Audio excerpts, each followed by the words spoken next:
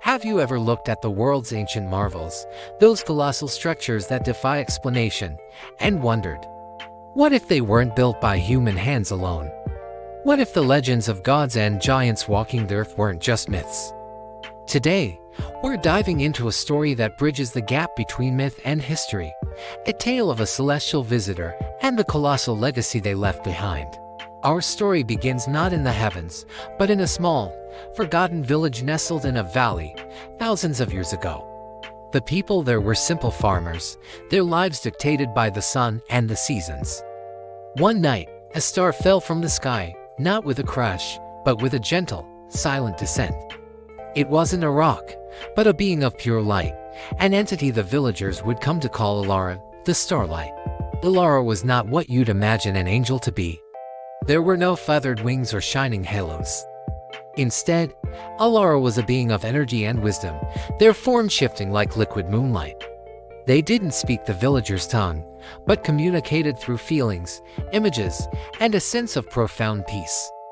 The villagers, initially fearful, soon saw that Alara was a source of kindness, not a threat.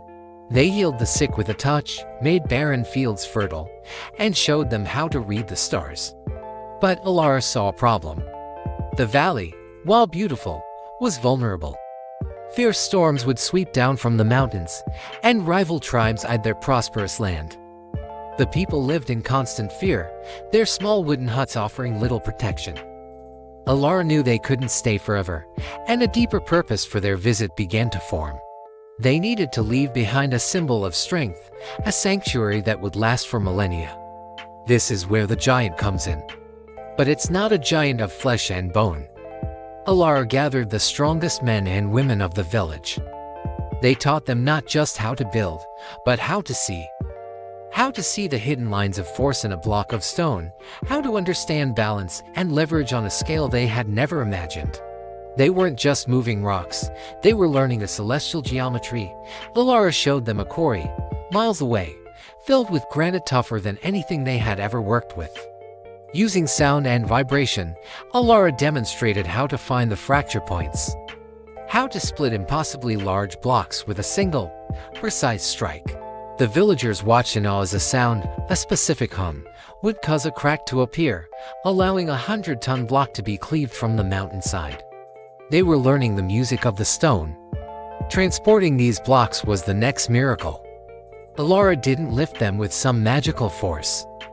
Instead, they taught the people to work together to create a system of rollers, levers, and counterweights so ingenious that a small group could move what should have required an army. It was about community, about shared effort. The giant they were building wasn't a single creature, but the collective power of the people, guided by celestial knowledge. They worked day and night. Not out of fear or obligation, but with a joyous spirit. They were creating their future. As the structure rose, it was unlike anything the world had seen.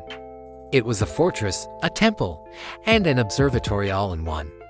The walls were massive, stones fitted together so perfectly that not even a knife blade could slip between them.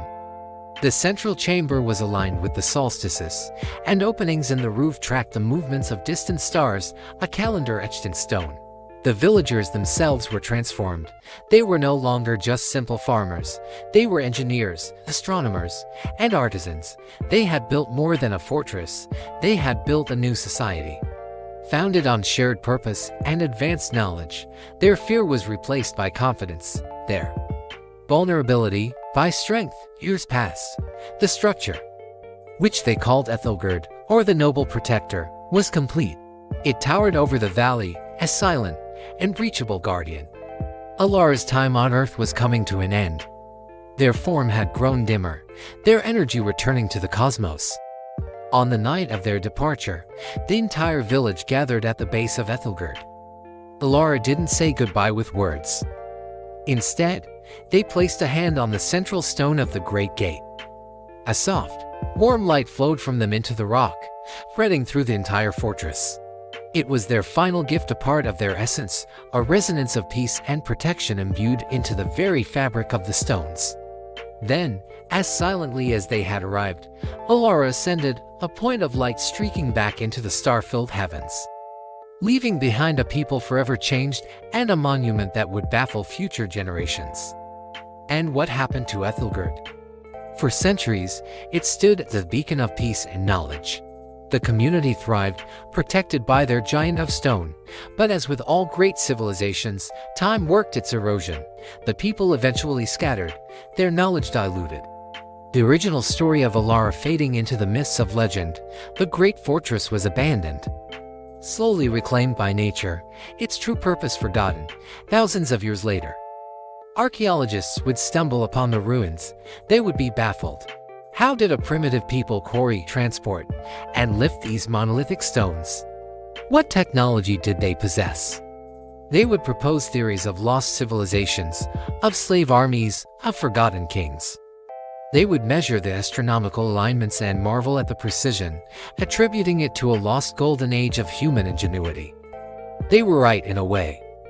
It was a golden age. But they were missing a key piece of the puzzle. They were studying the work of the giant, the collective effort of a community. But they had no way of knowing about the angel, the celestial teacher who had shown them the way. This story, while a work of imagination, taps into a question that fascinates us all. When we look at places like Stonehenge, the pyramids of Giza, or Pumapunku, we are seeing the work of giants. Not necessarily giants of myth, but giants of ambition, of community, and of a knowledge that we may have lost. Perhaps, just perhaps, they had a little help. Perhaps there was an Alara, a starlight, who came to Earth and taught us not just how to build with stone, but how to reach for the stars. The next time you see an ancient wonder, think of this story. Look at the impossible stones and don't just see a mystery of engineering. See a testament to human potential, and maybe, just maybe, feel the faint, lingering echo of a visitor from the stars. Thanks for joining me on this journey today. If you love stories that blur the lines between history and myth, make sure to like, subscribe, and hit that notification bell so you don't miss our next adventure into the unknown. See you next time.